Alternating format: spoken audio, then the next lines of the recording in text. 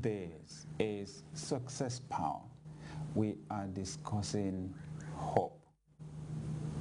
Now let me share a quote with you from Anne Lamott. Hope begins in the dark. The stubborn hope that if you just show up and try to do the right thing, the dawn will come. See? The interesting thing is that at those times when we feel like all hope is lost, if we would just take action and try, we would find out that actually everything had not come to an end like we had supposed. One of the most inspiring stories that I read from the scriptures is from Abraham. It is recorded that he hoped against hope. How do you describe that really? Okay, he had gotten to the point where his situation was hopeless. And in spite of that hopelessness, he hoped. Isn't that phenomenal? I mean, the situation said zero. Everything is finished.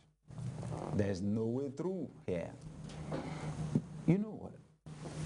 Okay, let's assume that the worst is going to happen.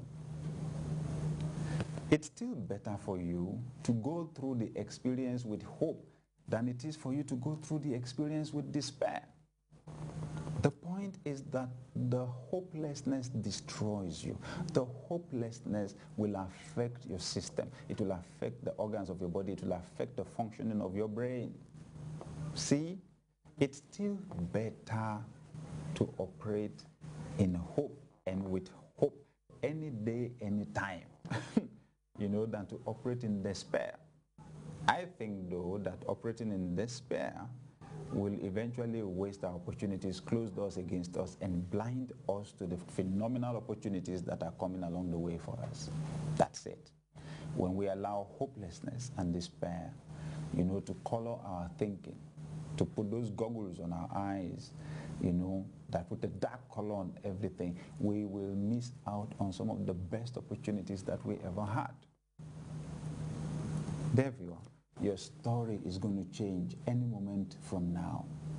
You've got to have and to maintain hope. Terry Guillemets said, all it takes is one bloom of hope to make a spiritual garden. You see that? Once you allow that one positive thought, once you consider that one possibility that things might work out well for you, you'll be surprised at how many other ideas will begin to spring up in your mind. You'll be surprised at how, that positive perspective you chose to have will eventually be the opportunity for you to have a great positive vision of the future and about tomorrow. Just one glimmer of hope, just one blossom of hope is going to change the color of everything. Don't shut your mind to possibilities. Don't shut your mind to possibilities. The one thing that I say constantly in prayer is, Lord, forgive me, my brain was too small, okay? Or my brain is too small to unravel or understand everything that is going on about my life. I may not understand everything that is going on. I may not have the power to change everything, but I have the power to change my attitude. That's absolutely important. As a human being, I realize God's given me that power to control my thoughts and to control my emotions. And I am not about to squander that authority and that power that I have. I want to believe for a better tomorrow. There is tremendous power in hope. Many years ago, I had somebody say, it is not over until it is over. It is not over until you win. You know, it is not over.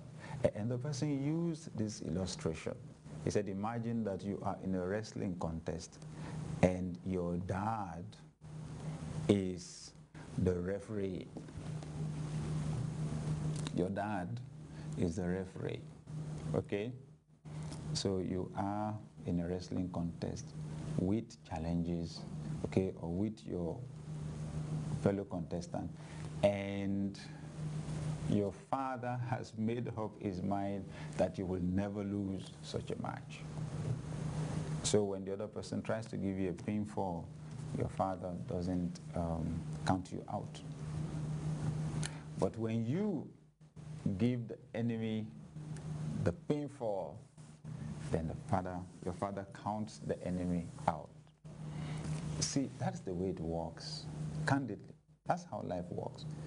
The truth is, God did not create you to be a failure. He did not create you to be an embarrassment to yourself and to your family. Oh no, He created your life to be the best your life that there could be. That's the truth. So you've got to believe that. Things are going to work in my favor. Things are going to work out right for me. I'm not going to give up now. Actually, when we talk about hope, we talk about perseverance. We talk about holding on. We talk about not giving up. And I shared the story with us many years ago, which I read from a book titled How I Knew Jesus Was Not Poor by Oral Roberts.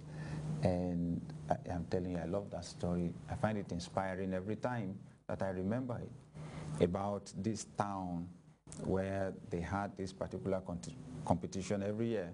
And they brought a lot of rams, and then young teenagers in the city would come, and once they rang the bell, each teenager will run into the herd of sheep and pick one for himself.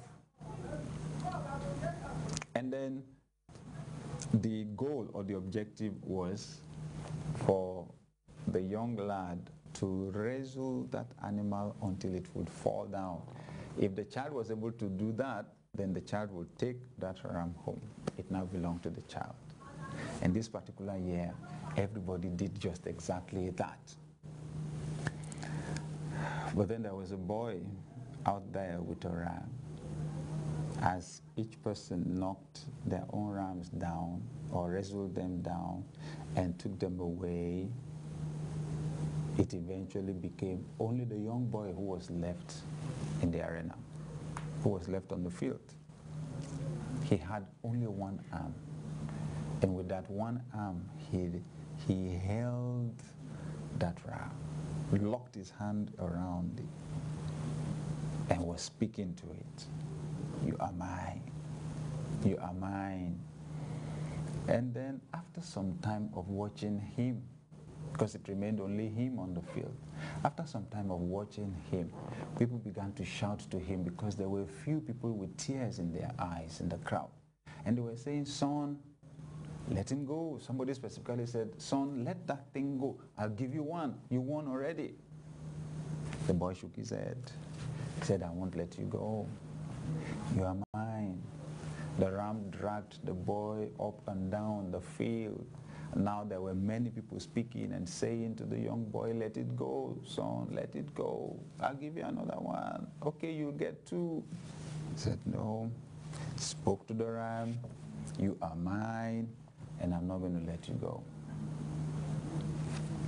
You know, eventually, the ram became weak, and eventually, the ram fell down.